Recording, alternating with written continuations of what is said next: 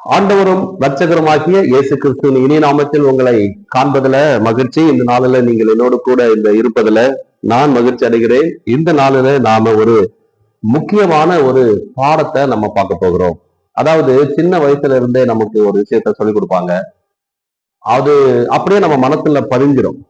அதுக்கப்புறம் அதை யாரு சொன்னா கூட, யாரு அது தப்புன்னு சொன்னா நம்மளால திருத்திக்கவும் முடியாது, அது சரின்னு நம்மளால அதுல இருந்து வெளியே வரவும் முடியாது. சோ அப்படிப்பட்ட ஒரு சம்பவம் நம்ம பைபிள்ல இருக்கு. என்ன இருக்கு அப்படின்னா, இப்ப நான் சொல்றது கூட உங்களுக்கு ஏத்துக்க முடியாது. ஏன்னா இது நீங்க சின்ன வயசுல எல்கேஜில இருந்து சண்டே கிளாஸ்ல இருந்து நீங்க என்ன பண்ணுறது கேட்டீங்க. இப்ப நான் இது தப்புன்னு சொன்னா ஏத்துக்க முடிய மாட்டேங்குது, ஏத்துக்கிறதுக்கு கொஞ்சம் கஷ்டமா இருக்கு. ஆனா இந்த பைபிள் எல்லா விஷயத்துக்குமே அதுக்கான ஆன்சர் இதுலயே தான் கொடுக்கப்பட்டிருக்கு. சோ நம்ம நினைக்கிற மாதிரி இல்ல, இதுக்கு அந்த விடைகள் தேடுனா இதுல கிடைக்கும். யாரோ ஒருத்தவங்க சொன்னாங்கிறத வச்சுக்கிட்டு பாக்குறத விட பைபிள் என்ன சொல்லுது அப்படின்னு மறுபடியும் நீங்க படிச்சீங்கன்னா அதுக்கான அர்த்தத்தை நம்ம பார்த்துக்க முடியும். சரி, அப்படி ஒரு சம்பவத்தை தான் நான் சொல்ல போறேன். இது உங்களுக்கு ரொம்ப ஷாக்கா தான் இருக்கும். என்ன பண்றது, கேட்டுதான் பார்க்கணும், கேட்டுதான் பாருங்க. இயேசு கிறிஸ்து தன்னுடைய ஊழியத்துக்கு வந்த பிறகு அவர் செய்த முதல் அற்புதம் எது அப்படின்னு கேட்டா, நம்ம கானா ஊரில் நடந்த கல்யாணம், அதுல தண்ணீரை திராட்சரசமா மாத்தினாரு. இததான் எல்லாரும் சொல்லுவாங்க. ஆனா இயேசு கிறிஸ்து ஊழியத்துக்கு வந்த பிறகு அவர் செய்த முதல் அற்புதம் கானா ஊர் கல்யாணத்துல நடந்த அற்புதமே இல்லை. அதுக்கு முன்னாடி அவர் பல அற்புதங்களை செஞ்சிருக்கிறார். என்ன அவங்களால ஏத்துக்க முடியல தானே? ஏத்துக்க முடியுதா முடியலையா? முடியாது. ஏன்னா நாம அப்படியே கேட்டுட்டோம், பழகிட்டோம்.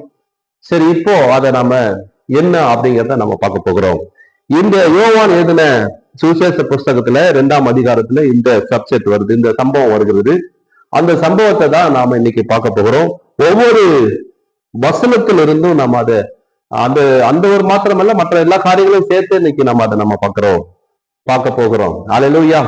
ஆயத்தமா இருக்கிறீங்களா?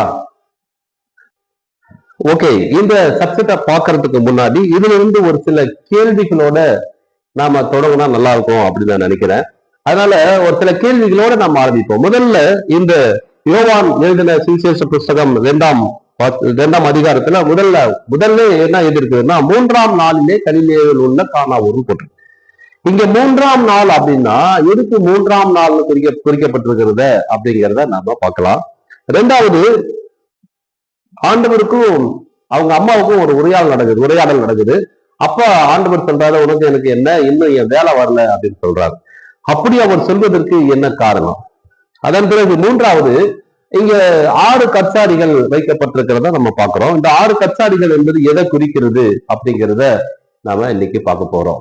அதன் பிறகு இந்த கல்யாண வீட்டுல இயேசு ஏன் அற்புதம் செய்யணும், சோ அதை நாம பார்த்திடலாம். இந்த அற்புதத்தின் மூலமா இயேசு கிறிஸ்து தன்னுடைய சீஷர்களுக்கு சொன்ன சம்பவம் என்ன காரியத்தை கற்றுக் கொடுப்பதற்காக இயேசு கிறிஸ்து இந்த இடத்துல சீஷர்களுக்கு என்ன கற்றுக் கொடுக்க போறாருங்கிறதையும் பார்க்க போறோம். இந்த சப்ஜெக்ட் மூலமா நீங்களும் நானும் என்ன கத்துக்க போறோம் அப்படிங்கிறதான் நம்ம இன்னைக்கு பார்க்க போகிறோம். ஓகே, இப்ப நாம இந்த பாடத்துக்குள்ள போக விரும்புறோம். அல்லேலூயா. நீங்க ஒரு ஆர்வமா இருப்பீங்க நான் நினைக்கிறேன். ஏன்னா இத காலங்காலமா நம்ம வேற மாதிரி கேட்டிருக்கிறோம், இப்ப நீங்க வேற மாதிரி கேட்க போறீங்க. இயேசு கிறிஸ்து இந்த அற்புதத்தை முதல்ல செய்யவில்லை அப்படிங்கிறதுனால இதை நீங்க ஒரு ஆவலா கேட்பீங்க, கேள்விகளோட கேட்பீங்கன்னு நினைக்கிறேன். பாருங்க, முடிச்சுட்டு உங்களுக்கு சந்தேகம் இருக்கும் என்றால் என்னோடு கூட வாங்க, நம்ம பேசலாம். இந்த 2ஆம் அதிகாரத்துல முதல் வசனம் என்ன சொல்லுது அப்படின்னா, 3ஆம் நாளிலே கலிலேயாவில் உள்ள கானா ஊரிலே ஒரு கல்யாணம் நடந்தது, இயேசுவின் தாயாரும் அங்கே இருந்தாள் என்று நம்ம பார்க்கிறோம். 3ஆம் நாளுல கல்யாணம் நடக்குது. அந்த கல்யாணம் எங்க நடக்குது? கலிலேயாவில் இருக்கிற ஒரு பட்டணம். அந்த பட்டணம், கலிலேயாங்கிறது ஒரு பட்டணம், அந்த பட்டணத்துக்குள்ள ஒரு கிராமம் இருக்கு கானா ஊர். அந்த கானா ஊர்ல தான் கல்யாணம் நடக்குது. அந்த கல்யாணத்துல இயேசுவின் அவங்க அம்மா அங்க இருக்கிறாங்க. இதுதான் சப்ஜெக்ட், இதுதான் பார்க்க போகிறோம். ஓகே, இங்க 3ஆம் நாள் அப்படின்னு எழுதப்பட்டிருக்கு. இந்த 3ஆம் நாள் எதை குறிக்குது அப்படின்னா, ஒருத்தர் சொல்றாரு, இயேசு கிறிஸ்து தன்னுடைய ஊழியத்துக்கு வந்த பிறகு ஆண்டவர் அவரை ஞானஸ்தானம், அந்த யோவான் ஸ்நானக ஞானஸ்தானம் கொடுத்த பிறகு அவர் பிசாசுனால சோதிக்கப்படுறாரு இல்லையா? சோதிக்கப்பட்ட பிறகு அதுக்கப்புறம் அடுத்தது 3 நாள் வரும் இல்லையா, அந்த 3ஆம் நாள் தான் இந்த கல்யாணம் நடந்ததுன்னு சொல்றாரு. அப்படிலாம் சொன்னா நம்பாதீங்க. இயேசு கிறிஸ்து ஊழியத்துக்கு வந்த பிறகு, பிசாசால் சோதிக்கப்பட்ட ஊழியத்துக்கு வந்தது பல அற்புதங்களை செஞ்சிருக்கிறார். பல காரியங்கள் நடந்த பிறகுதான் இந்த சம்பவம் நடக்குது. அதனால அதுக்கும் இதுக்கு சம்பந்தம் இல்லை. இங்க நல்லா புரிஞ்சுக்கங்க, 3ஆம் நாள் அப்படிங்கிறது யூதர்களுக்கு 3ஆம் நாள் விசேஷமான நாள். அவங்க திருமணம் பண்ணினாலோ மற்ற நல்ல சம்பவங்கள் நல்ல காரியங்கள் செஞ்சாலோ அவங்க 3ஆம் நாளை பயன்படுத்துவார்கள். அல்லேலூயா. அப்ப 3ஆம் நாள் என்ன அப்படின்னா, செவ்வாய்க்கிழமை தான் 3ஆம் நாள். ஞாயிற்றுக்கிழமை ஒரு முதல் நாள், திங்கட்கிழமை 2ஆம் நாள், செவ்வாய்க்கிழமை 3ஆம் நாள். அதாவது செவ்வாய்க்கிழமையை தான் யூதர்கள் பெருசா எடுத்துக்குவாங்க. 3ஆம் நாளுங்கிறது இங்க நம்ம ஊர்ல செவ்வாய்க்கிழமை எந்த பங்கன் வைக்க மாட்டாங்க. ஏன்னா இங்க வந்த யூதர்கள், அதாவது அங்கிருந்து வந்த யூதர்களாக இருக்கிற இங்க பிராமண ஐயர்கள் தான் இங்க வந்து செவ்வாய்க்கிழமையில நம்ம எந்த காரியத்தையும் செய்யக்கூடாதுங்கிறத நமக்கு சொல்லி வச்சிருக்காங்க. நம்ம ஊர்ல புதன் கிடைச்சாலும் பொண்ணு கிடைக்காது, பொண்ணு கிடைச்சாலும் புதன் கிடைக்காதுன்னு சொல்லுவாங்க இல்லையா. அப்ப புதன்கிழமையா இங்க வந்து பெருமையா பேசிட்டாங்க, ஆனா செவ்வாய்க்கிழமையா நமக்கு கொடுக்கல. அதனால யூதர்கள் மாத்திரம் செவ்வாய்க்கிழமையை தான் பங்கன் நடத்துவாங்க. அந்த செவ்வாய்க்கிழமையை தான் இங்க குறிப்பிடுகிறது. இங்க நீங்க மற்றவங்க எல்லாம் சொல்ற மாதிரி இயேசு கிறிஸ்து ஊழியத்துக்கு வந்த 3ஆம் நாள் அப்படிங்கிறதுலாம் ஒண்ணும் இல்லை. 3ஆம் நாள் என்பது யூதர்கள் அவங்களுக்கு 3ஆம் நாள் என்பது செவ்வாய்க்கிழமை. செவ்வாய்க்கிழமையை அவர்கள் அனுசரிக்கிற ஒரு நாளாக இருக்கிறது. ஆகவே நீங்க இதுல வேற ஒன்றும் குழப்பத்தை தேவையில்லை. 2வது வசனம், இயேசுவும் அவருடைய சீஷரும் அந்த கல்யாணத்துக்கு அழைக்கப்பட்டிருந்தார்கள் அப்படின்னு பாக்குறோம். இயேசுவும் அவருடைய சீஷர்களும் இங்க அழைக்கப்பட்டிருக்காங்க. இந்த கல்யாண வீட்டுக்கு இயேசு கிட்ட வந்து, ஐயா கல்யாணத்துக்கு வாங்க, எங்க மணமக்களை வந்து ஆசீர்வதிங்க அப்படின்னு சொல்லிட்டு மட்டும் போகல, நீங்க வரும்போது உங்களுடைய சீஷர்கள் கூட்டம் இருக்கு இல்லையா, உங்களுடைய சகா ஊழியர்கள் இருக்காங்களே, அவங்களையும் கொஞ்சம் கூட்டிட்டு வாங்க ஐயா அப்படின்னு சொல்லி அவங்களுக்கு அழைப்பு விடுத்திருக்கிறார்கள். ஆகவேதான் இயேசுவும் அவருடைய சீஷரும் இந்த கல்யாண வீட்டிற்கு வந்திருக்கிறார்கள். அல்லேலூயா. ஓகே, இப்ப இயேசுக்கு சீஷர்கள் எப்ப வருவாங்க? இயேசு அந்த பிசாசுனால சோதிக்கப்பட்டு உடனே வீட்டுக்கு வந்தாரு.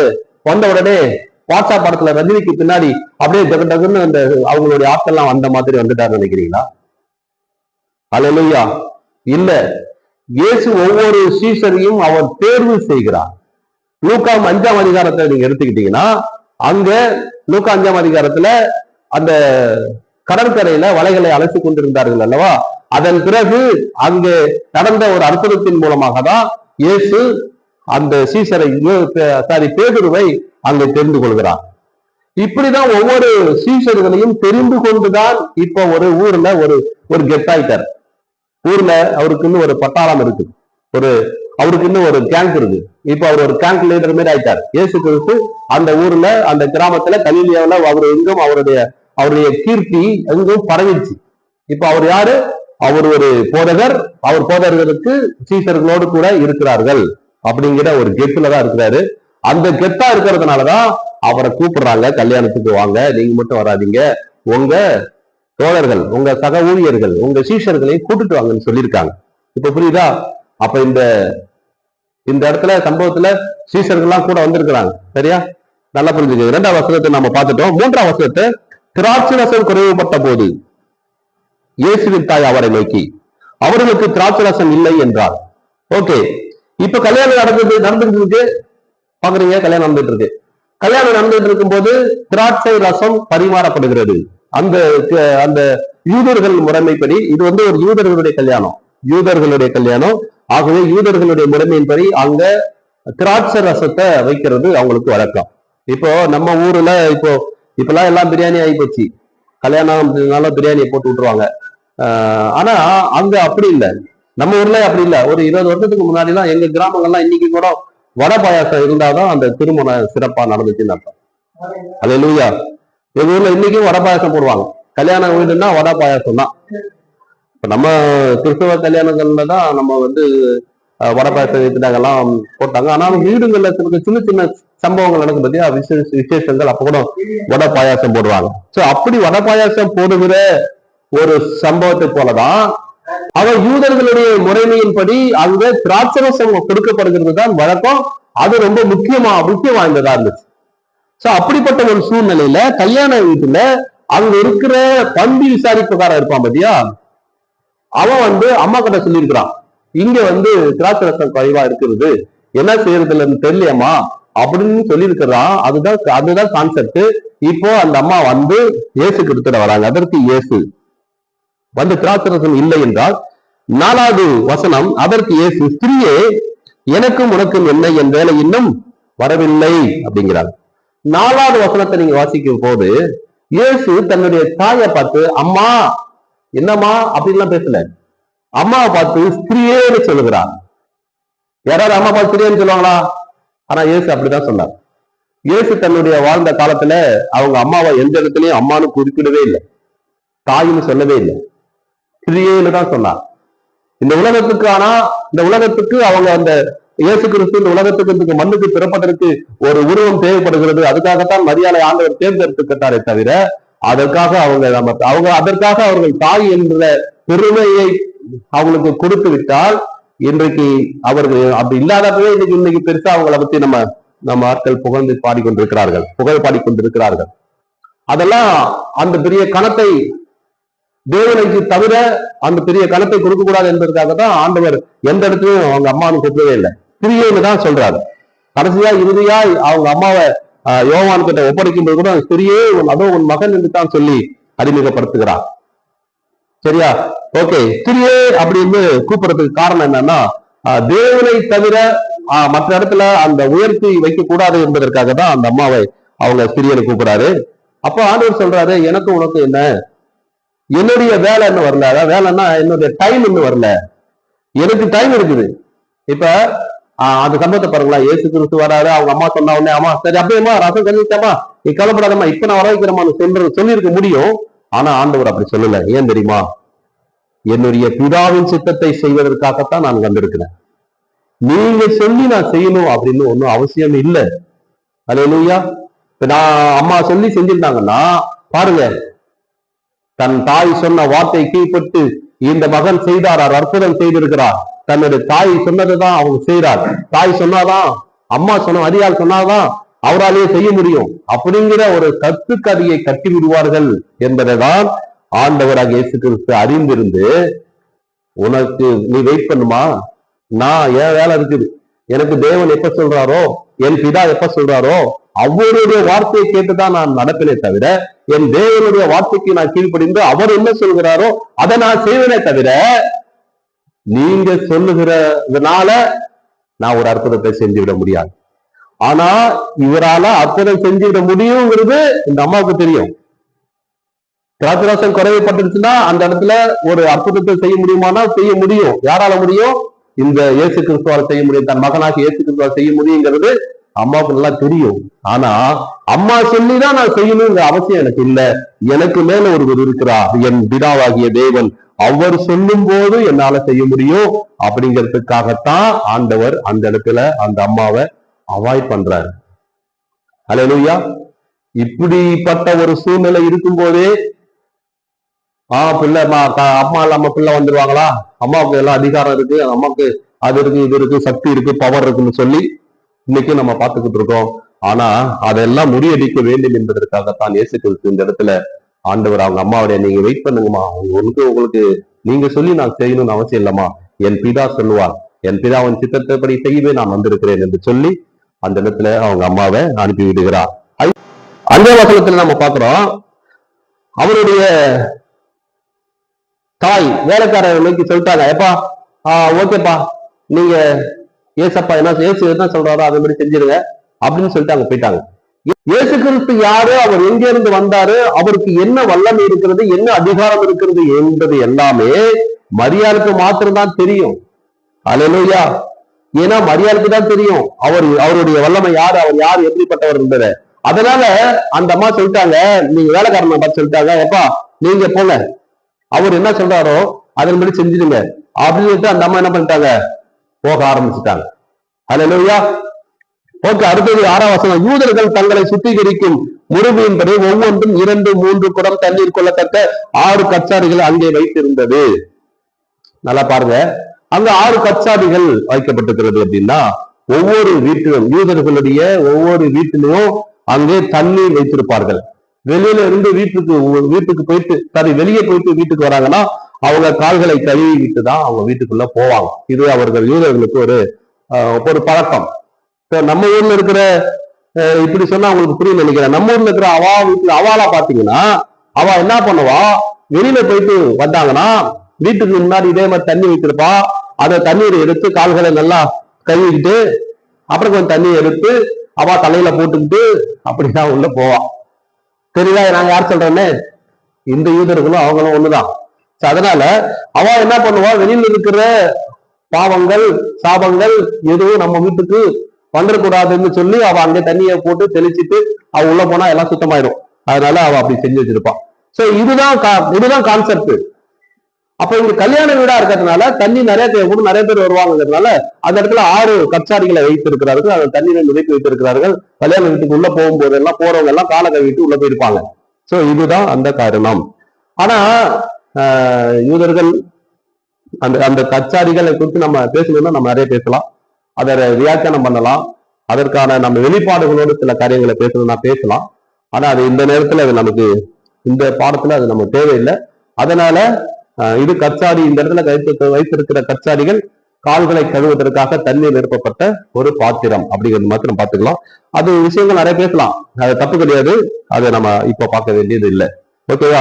இப்ப தண்ணீரை வைத்திருந்தார்கள். இயேசு வேலைக்காரரை நோக்கி, சரியா, நீங்கள் இப்பொழுது முன்பு பந்தி விசாரிப்பு காரணத்திலே கொண்டு போங்கள் என்றார். அவர்கள் கொண்டு போனார்கள். நல்லா சப்ஜெக்டை புரிஞ்சுக்கீங்க. ஆண்டவர் செய்த அற்புதம் அநேக அற்புதங்க. அவர் செய்கிற ஒவ்வொரு அற்புதம் ஒவ்வொரு வித்தியாசமா இருக்கும். அவ்வளவு நேர்த்தியான ஆச்சரியமான அற்புதங்கள். அதுல இதுவும் ஒரு அற்புதம். நல்லா இந்த சப்ஜெக்டை நீங்க நல்லா கவனிங்க. ஒரு கல்யாண வீடு நடக்குது. சோ இப்போ ஒரு கல்யாண வீடுன்னு வச்சுக்கோங்க. இப்போ இது கல்யாண வீட்டுல இப்பெல்லாம் நமக்கே தெரியுது இல்லையா, ஒரு கல்யாண வீட்டுலன்னா அப்பெல்லாம் அங்கும் பங்காளிங்க வருவாங்க, வளையலே எடுப்பாங்க, சோற போடுவாங்க, இப்படி நடக்கும். இப்ப அங்கும் பங்காளிங்க யாரும் இல்லை. அவங்களே எங்கடா நமக்கு இவன் கூப்பிட்டுருவானோ அப்படிங்கிற நிலைமையில தான் இப்ப இருக்கிறான். அதனால இப்ப இருக்க சூழ்நிலை வேற. இப்ப நம்ம என்ன பண்றோம், எல்லாத்துக்குமே ஆள் வச்சிடுறோம். சமையலுக்கு ஒரு ஆளு, சமையல்ல பரிமாறுறதுக்கு ஒரு ஆளு. ஓகேவா? இப்ப எல்லாருக்கும் நம்ம கேட்டரிங் பாய்ஸ்ன்னு இப்ப நிறைய ஊர்ல அந்த பள்ளிக்கூடம் படிக்கிறவங்க, காலேஜ் படிக்கிறவங்க எல்லாம் வந்துருவாங்க. கேட்டரிங் பண்ணுவாங்க. வந்து சாப்பாடை ஒருத்தன் வச்சுட்டு இலையை வச்சுட்டு போவான், ஒருத்தன் தண்ணி வச்சுட்டு போவான், ஒருத்தன் வெங்காயம் வச்சுட்டு போவான், ஒருத்தன் ஸ்வீட் வச்சுட்டு போவான், ஒருத்தன் பாத்தீங்கன்னா பிரியாணி வச்சுட்டு போவான். சோ இப்படி இது அவனுக்கு பேர் தான் பந்தி விசாரிப்புக்காரன். ஓகேவா? இப்ப பந்தி விசாரிப்புக்காரன் அங்க இருக்கிறான். அந்த பந்தி விசாரிப்புக்காரன் தான் அம்மா கிட்ட போய், அம்மா இவரு திராட்சை ரசம் குறைவா இருக்குப்பா, இப்ப என்ன பண்றதுமா, கொஞ்சமா இருக்கு, என்ன பண்றது, ஒண்ணும் புரியலமா அப்படின்னு பந்தி விசாரிப்புக்காரன் தான் அம்மா கிட்ட சொல்லியிருக்கிறான். நல்லா புரிஞ்சுக்கோங்க. அந்த கேட்டரிங் லீடர் இருக்கிறான்ல, அவன் தான் சொல்றான் அம்மா கிட்ட, ஐயா இப்படி இருக்கு சூழ்நிலை, என்ன பண்றது, இன்னும் ஆளுங்க வந்துட்டு இருக்கிறாங்க, என்ன பண்ணலாம், ஒண்ணும் புரியலையம்மா. அப்படியாப்பா, சரி நான் போய் இயேசுகிட்ட சொல்றேன் தான் அவங்க சொல்லியிருக்காங்க. ஓகே, இப்ப இயேசு என்ன செய்யறாரு பாருங்க, அந்த கச்சாடிகளில தண்ணீரை நிரப்ப சொல்கிறார். இயேசு வேலைக்காரரை நோக்கி ஜாடிகளிலே தண்ணீரை நிரப்புங்கள் என்றார். அவர்கள் அவைகளை நிறைய நிரப்பினார்கள். கொஞ்சமாலாம் ஊத்தல, சும்மா தண்ணி ஊத்தல, தண்ணி நிரம்பி வழிகிற அளவுக்கு ஊத்திட்டாங்க. தண்ணி ஊத்த சொன்னாரு, அவங்க ஊத்துறாங்க. ஆல்ரெடி அந்த தண்ணீர் இருக்கு, கொஞ்சம் ஒரு பாத்திரமும் பற்றாக்குறையோட கொஞ்சம் இருக்கு, ஏன்னா எடுத்து யூஸ் பண்ணிட்டாங்க. இப்போ இவர் என்ன பண்றாரு, தண்ணியை தோண்டி ஊத்துங்கிறாரு. ஊத்துறது சாதாரணமா ஊத்தல, அவங்க நிரம்பி வழிகிற அளவுக்கு அங்க நிறைய நிரப்பினார்கள். ஃபுல் பண்ணிட்டாங்க, தண்ணி கேள்வி ஊத்துற அளவுக்கு ஃபுல் பண்ணிட்டாங்க. ஓகேவா? அடுத்தது, இயேசு வேலைக்காரரை நோக்கி ஜாடிகளை தண்ணீரை நிரப்புங்கள் என்றால் அவர்களை நிறைய நிரப்பினார்கள். அவர்களை நோக்கி, நீங்கள் இப்பொழுது முன்பு பந்தி விசாரிப்பு காரணத்திலே கொண்டு போங்கள் என்றார். நல்லா பாருங்க, இங்கு வேலைக்காரர்கள் ஒரு பக்கம், இந்த கச்சாரிகள் பகுதியில யார் இருக்கிறா, வேலைக்காரங்க இருக்கிறாங்க.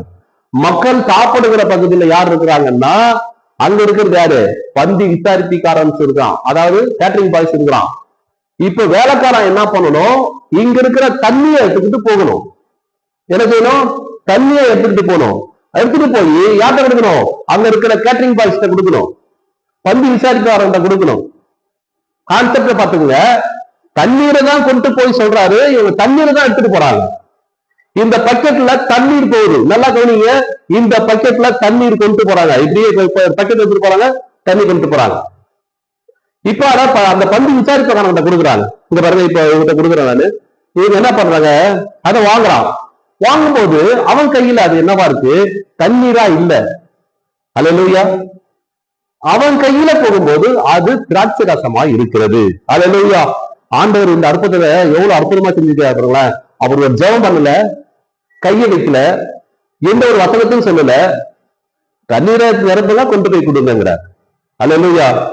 நல்லா புரிஞ்சுக்கோங்க. உங்க வாழ்க்கையிலும் ஒரு அற்புதம் நடக்கணும்னா அங்க ஏன், எதுக்கு, எப்படி, இதெல்லாம் எப்படி நடக்கும் அப்படின்னு கேள்வி கேட்டுக்கிட்டே இருந்தீங்கன்னா உங்க வாழ்க்கையில அற்புதம் நடக்கவே நடக்காது.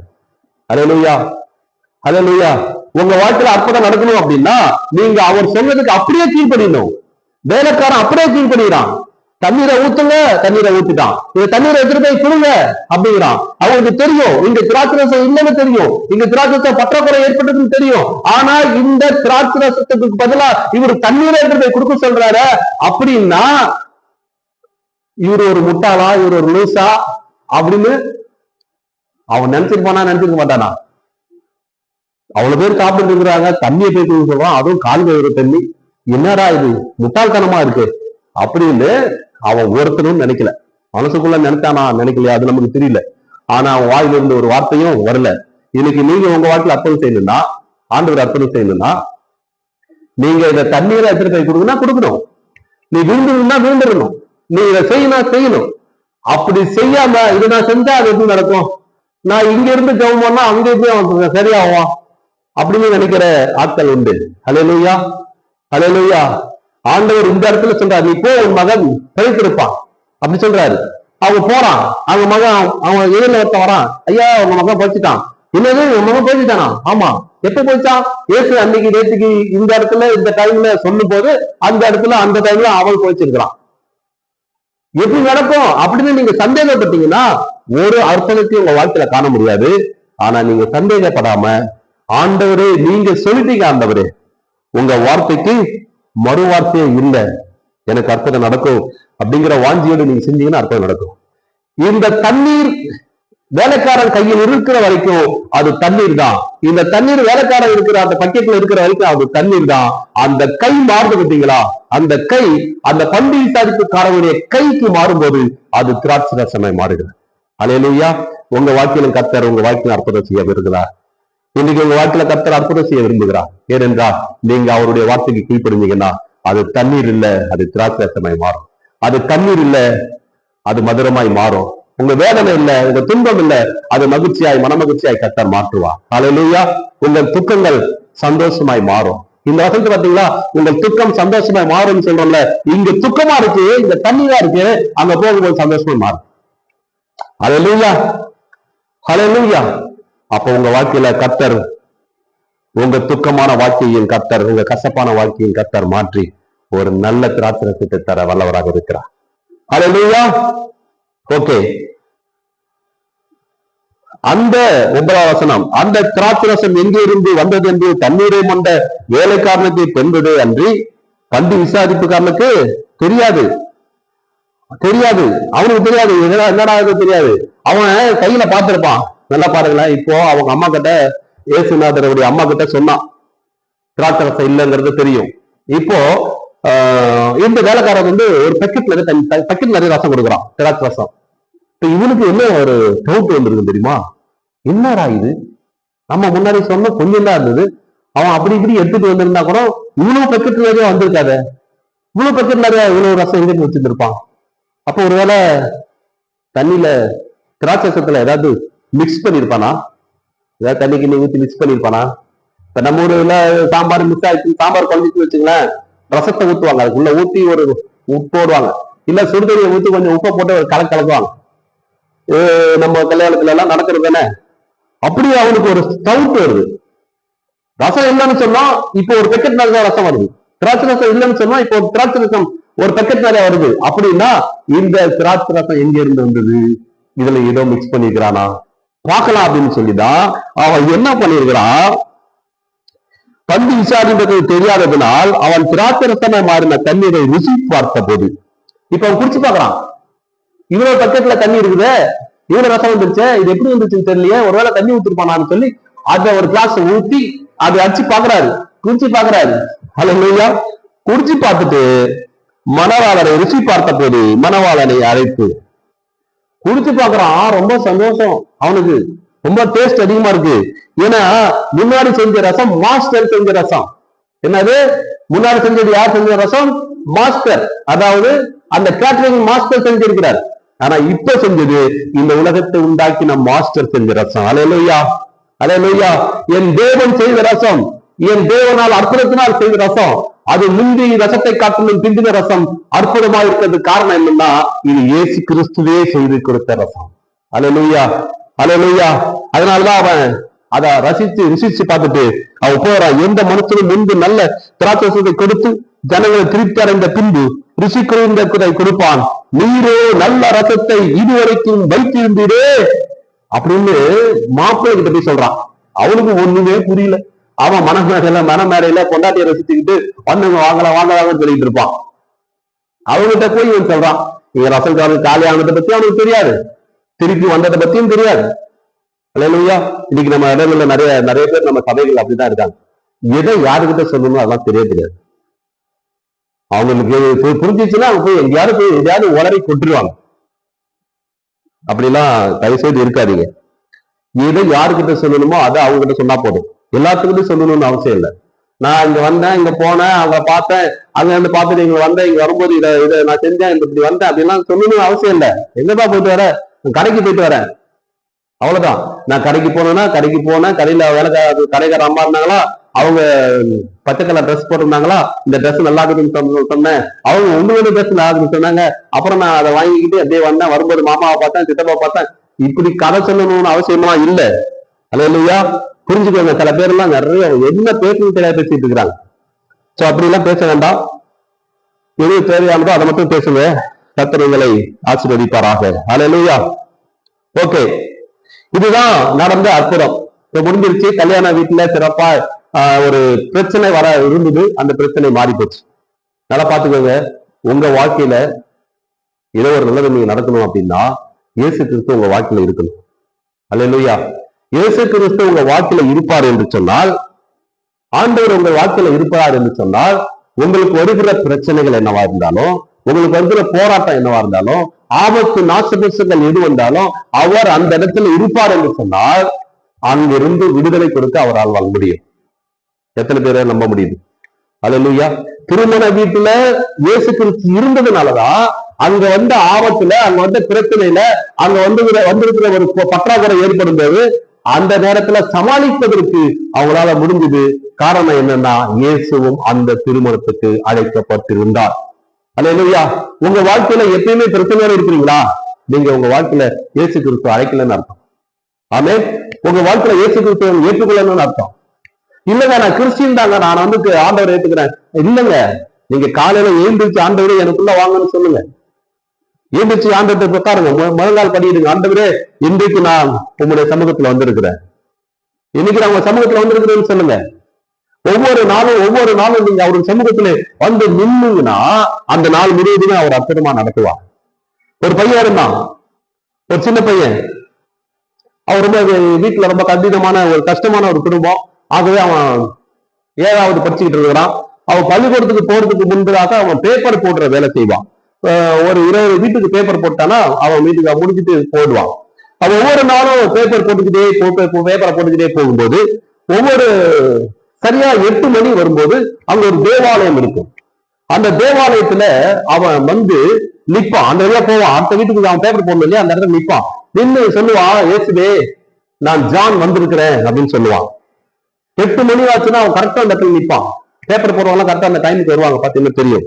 8 மணிக்கு சொல்றான், இயேசுவே நான் ஜான் வந்திருக்கிறேன் அப்படின்னு சொல்லிட்டு அப்படி போயிடுவான். ஒவ்வொரு நாளும் அந்த இடத்துல 8 மணி வரும்போதெல்லாம் நிப்பான். ஒரு நாள் அவன் பேப்பர் போட்டுட்டே இருக்கும்போது அவன் சைக்கிள்ல வரும்போது ஒரு ஆக்சிடென்ட் ஆயிடுச்சு. அவனை தூக்கி வீசப்படுகிறான். அவன் ஹாஸ்பிட்டல்ல அட்மிட் பண்ணிட்டாங்க. யாராவது தூக்கிட்டு போய் ஹாஸ்பிட்டல் சேர்த்துட்டாங்க. டாக்டர் எல்லாம் பாத்துறாங்க, அவன் சுயநினைவு இல்ல, அவன் யாரு என்னன்னு தெரியலையே, அவனுக்கு அட்ரஸ் இல்ல, அவன் எப்படிப்பட்டவன் தெரியல, அவனுக்கு அட்ரஸுக்கு அவங்களுக்கு ஆள் அனுப்புங்க அப்படிலாம் பேசிட்டு இருக்காங்க. நினைவு இல்லை, ஃபர்ஸ்ட் எய்ட்லாம் பண்ண முடியல, யாருன்னு தெரியல அப்படின்ற ஒரு சூழ்நிலை வரும்போது கரெக்டா 8 மணி வருகிறது. 8 மணி வரும்போது அவருடைய ஆண்டவர், அவருடைய இயேசு, ஜான் நான் இயேசு வந்திருக்கிறேன் அப்படின்னு சொல்ற சத்தத்தை அவனுக்கு கேட்குது. அல்லேலூயா. ஒவ்வொரு நாள் 8 மணிக்கு அவன் ஆண்டவர் சொல்லுவான், இயேசுவே நான் ஜான் வந்திருக்கிறேன், இயேசுவே ஜான் வந்திருக்கிறேன், இயேசுவே நான் ஜான் வந்திருக்கிறேன் அப்படின்னு சொல்லிட்டு போவான். 8 மணிக்கு இன்னைக்கு அவன் வரல. ஆனா இயேசு அவனை தேடி அவன் இருந்த இடத்துக்கு போனான். அவன் படுத்திருக்கிறான், அவனுடைய சூழ்நிலை இல்லாம படுத்திருக்கிறான், அவன் அடிபட்டு படுத்திருக்கிறான். ஆண்டவர் அவன் போய் சொன்னாரு, இயேசுவே ஜான் நான் இயேசு வந்திருக்கிறேன். அவனுடைய கண்கள் திறக்கப்படுகிறது.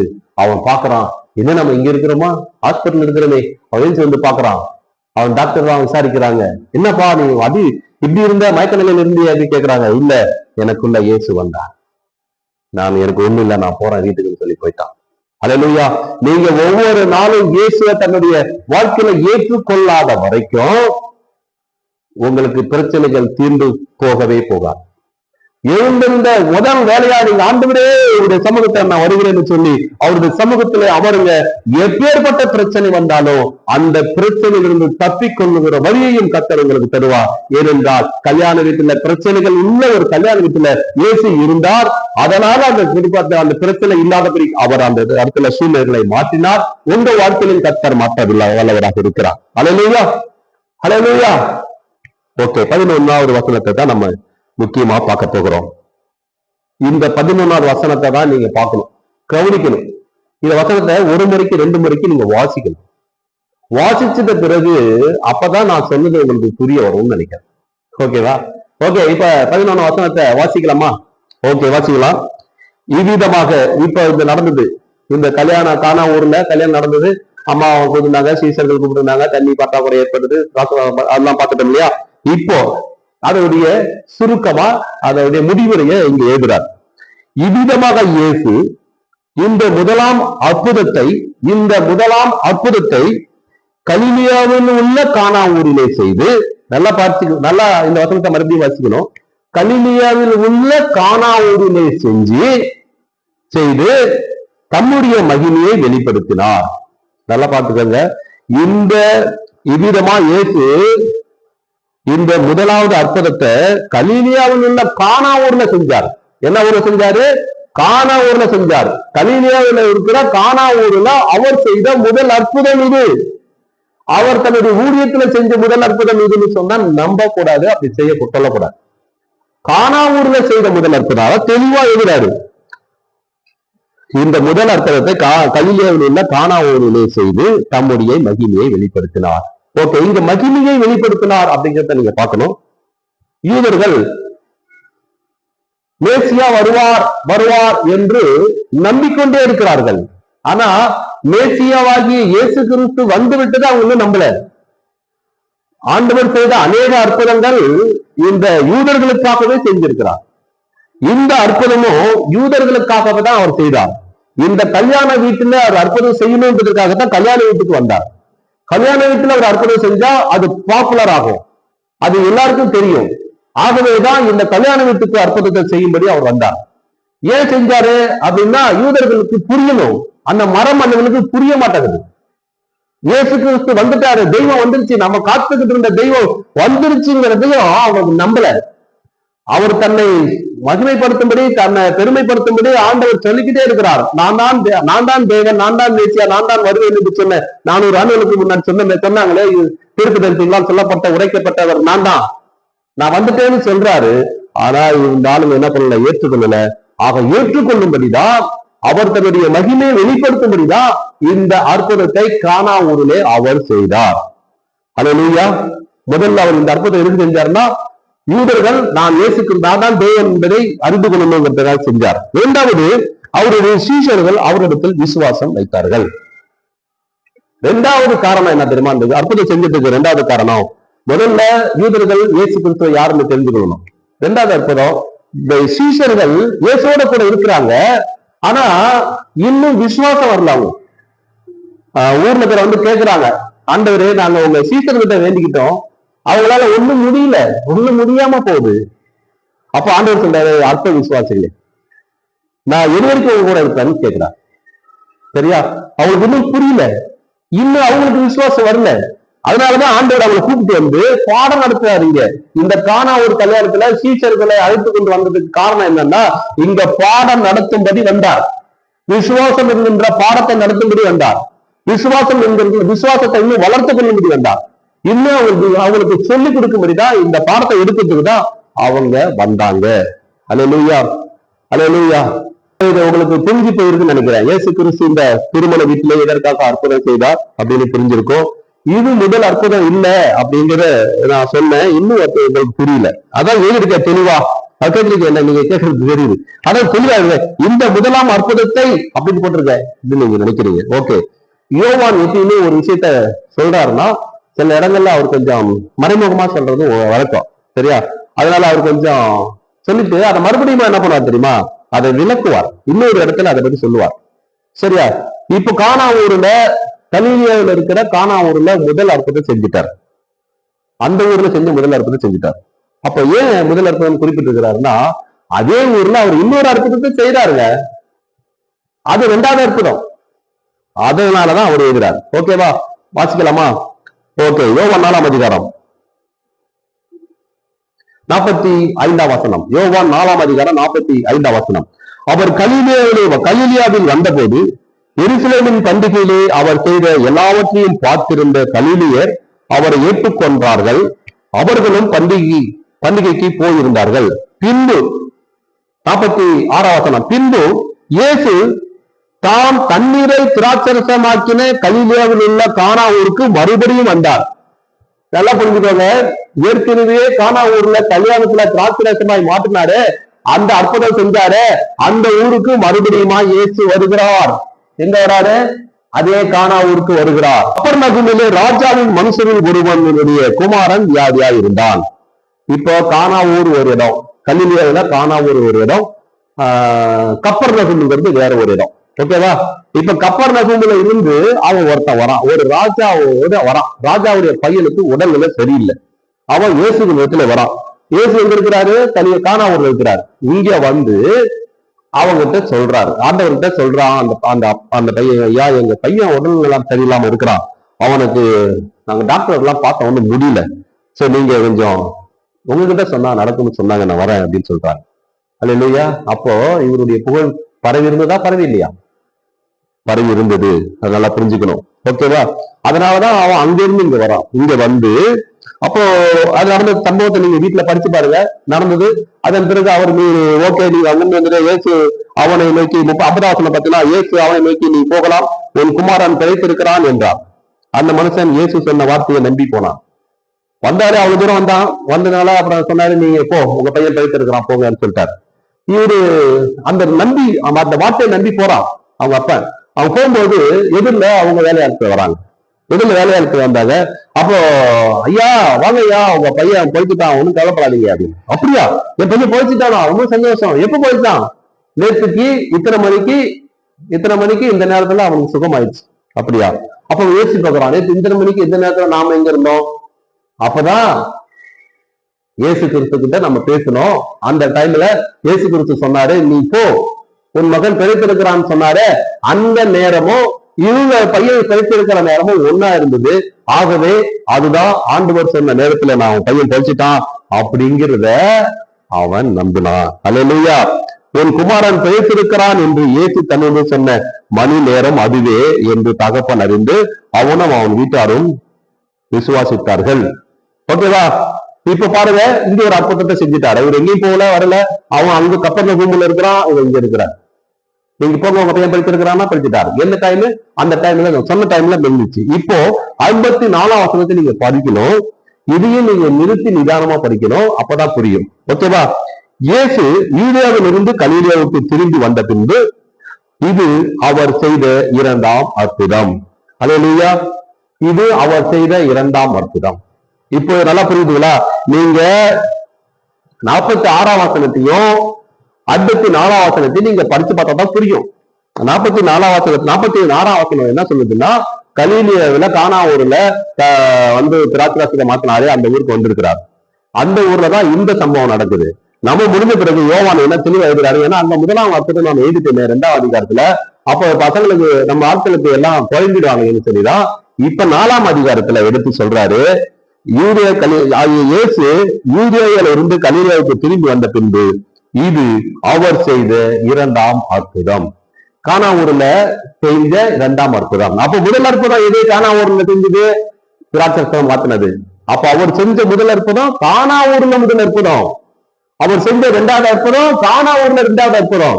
ஆனா மற்ற எந்த அற்புதமோ இது முதல்ல செஞ்சது, இது 2வது செஞ்சது எங்கேயுமே குறிப்பிடப்படவில்லை. ஆகவே நீங்களும் போட்டு குழம்பிக்க வேண்டாம். யாராவது உங்களை கேள்வி கேட்டா இயேசு கிறிஸ்து செய்த முதல் அற்புதம் எதுன்னு கேட்டா எங்களுக்கு எதுவுமே தெளிவா இல்ல, வேதத்துல தெளிவா இல்ல அப்படின்னு நீங்க சொல்லிடலாம்.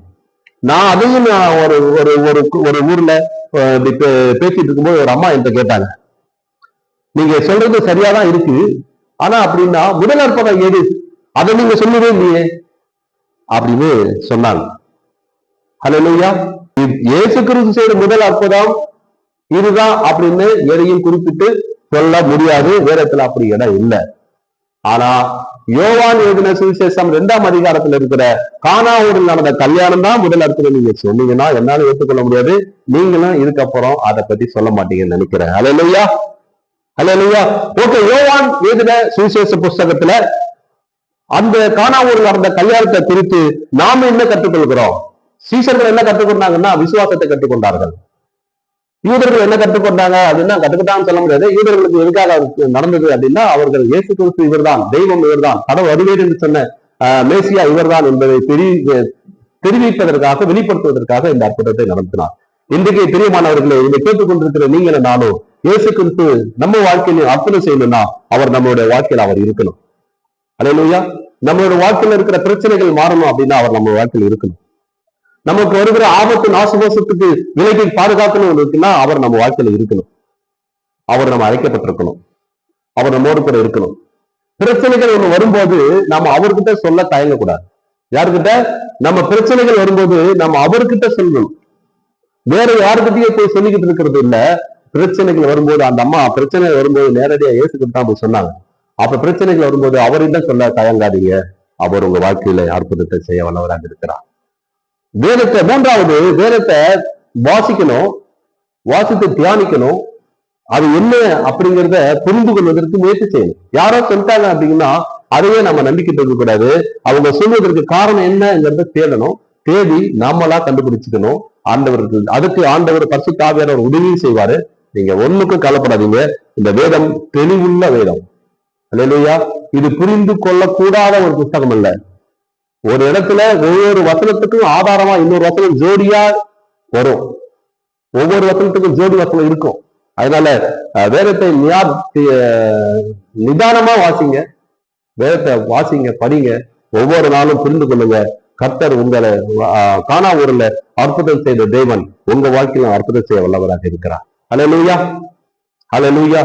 இந்த நாளில வந்திருக்கிற உங்கள் யாவரையும் தேவாதி தேவன், கத்தாதி கத்தர், ராஜாதி ராஜர் அவர் ஆசீர்வதிக்க வல்லவராக இருக்கிறார். உங்க வாழ்க்கையில குறைகளை கர்த்தர் நிறைவாக மாற்றுவார். ஆமென். உங்க வாழ்க்கையில் இருக்கிற குறைகளை கர்த்தர் நிறைவாக மாற்றுவார். அந்த குறையை வரும்போது நீங்க மற்றவர்கிட்ட போய் சொல்லிட்டு இருக்காதீங்க, குறை சொல்லாதீங்க. அவங்க உங்க வாழ்க்கையில உங்களாத்தான் அவங்க குறை சொல்லுவாங்க. நீங்க தேவனிடத்துல குறை சொல்லுங்கள், குறைய தேவனிடத்துல சொல்லுங்கள். அவர் குறையை நிறைவாக்க வல்லவராக இருக்கிறார். God bless you. கர்த்தர் உங்களை ஆசீர்வதிப்பாராக. ஆமென், ஆமென், ஆமென். இன்னும் நிறைய மெசேஜ் கேட்க இந்த சேனலை சப்ஸ்கிரைப் பண்ணுங்க. தேங்க்யூ. லைக் பண்ணுங்க, உங்க ஃப்ரெண்ட்ஸுக்கு ஷேர் பண்ணுங்க.